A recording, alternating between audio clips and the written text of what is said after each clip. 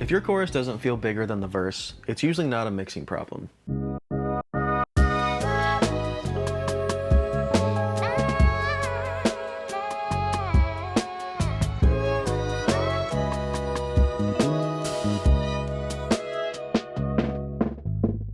I work on a lot of songs where the writing is really strong, the performance is great, but when the chorus hits, nothing actually lifts.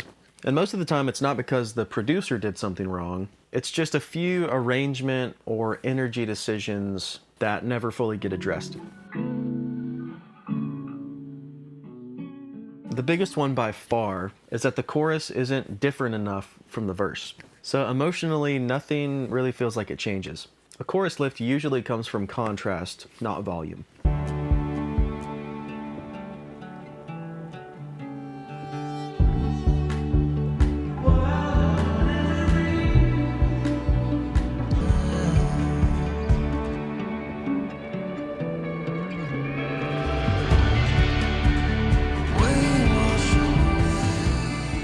So clearly, one of those versions feels more dynamic, more interesting, more hooky than the other version.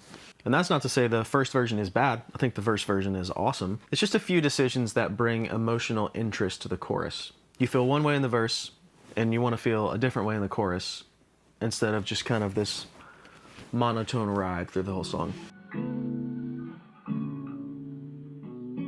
Sometimes the opposite problem happens. Everything comes in at once. More guitars, more synths, more vocals, but there's no clear focal point. Big choruses usually feel big because one thing leads and everything else supports. So if a chorus drops in and you're just smacked in the face with 10 new ideas all at once, you're almost subconsciously confused by the song or what to feel versus here's the clear emotion and here's everything else to help you feel that way. If the low end feels the same in the chorus as the verses, the section rarely feels bigger. And again, back to this main point, contrast. A few big distinctions need to change from verse to chorus. This could be the bass arrangement, the kick pattern. You could play around with octave movement. You could add sub energy or top end energy. Some contrast, some change really can go a long way. Even small low-end movement can create a huge emotional lift. I'll boost the bass here just so you can hear what I'm saying. But for instance, in this song, it was all just on one 4-string P bass that I played, and in the verses, I decided I'm never gonna drop to this low E string. I'm only gonna play the verses on the A string or higher, and then save some of that sub-frequency low energy for the chorus. And so you can just hear the impact when the chorus drops in, how that big low E string feels and emotionally hits you.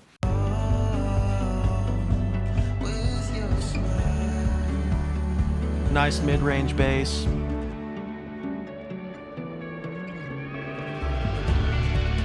Yeah.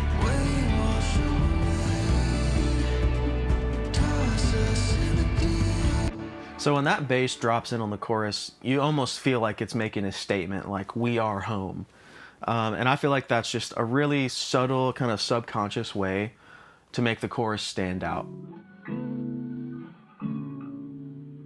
A lot of choruses will fall flat because the vocal delivery and production don't really change that much. The same tone, the same space, same doubles, so the emotion never shifts or never opens up. The listeners follow the vocal emotion more than anything else. So I think this is a really, really important one to get right. Whether you're in the songwriting stage and you just really want your chorus to be emotionally captivating, or in the production phase, you want the chorus to mean something. You really want that chorus to convey the message of your song. So one practical example that I've used in this song is I have a main vocal, I have my stacks matching that main vocal, and then some subtle harmony throughout. But then what changes in my chorus is I add in this kind of like soaring, higher falsetto vocal that's still just on the melody, but it just adds kind of like pseudo energy and emotion to the chorus, because the main vocal doesn't really change registers or really delivery like that much. So adding in that high falsetto vocal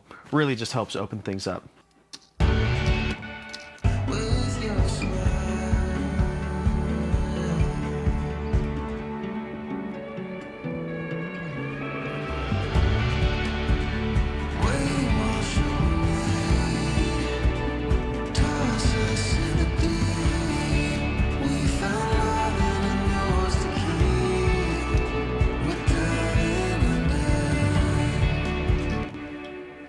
Yeah, so you can really feel the change and the contrast. And again, it just helps you feel like, oh, we're home. This is the most dynamic thing that I'm supposed to get from this song.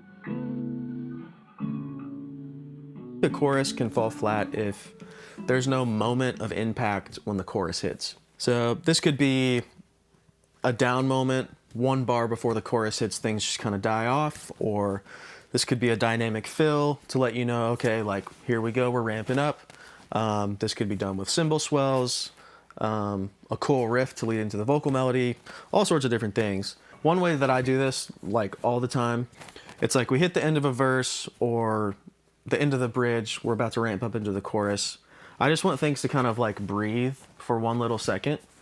And so let's say the vocal ends on bar 2 of this progression or phrase. I'm like, okay, so we have 2 bars to work with where the listener can kind of like come to home base and readjust before they get like hit with this thesis of the song, you know? I'm gonna play the same section again. Just keep in mind this last bar, we're just like easing off. We're taking our foot off the gas for 1 second, and then the chorus is gonna just be that much more impactful.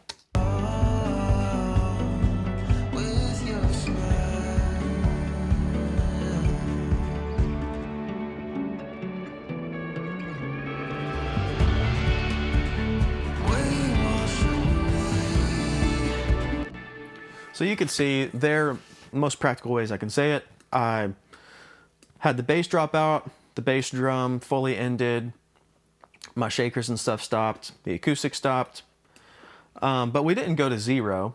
So there was kind of an interesting guitar melody that stayed in, this guy stayed in, as well as some slide guitar and some swells. So we're just kind of like shifting. So we're really just shifting dynamic. We're not losing it completely. And to me as a listener, I feel like these things can make or break the way a song will emotionally hit you. This is something that tells the listener, this is the moment. This is the moment, you know, it's about to happen. And without that moment, the chorus can just appear.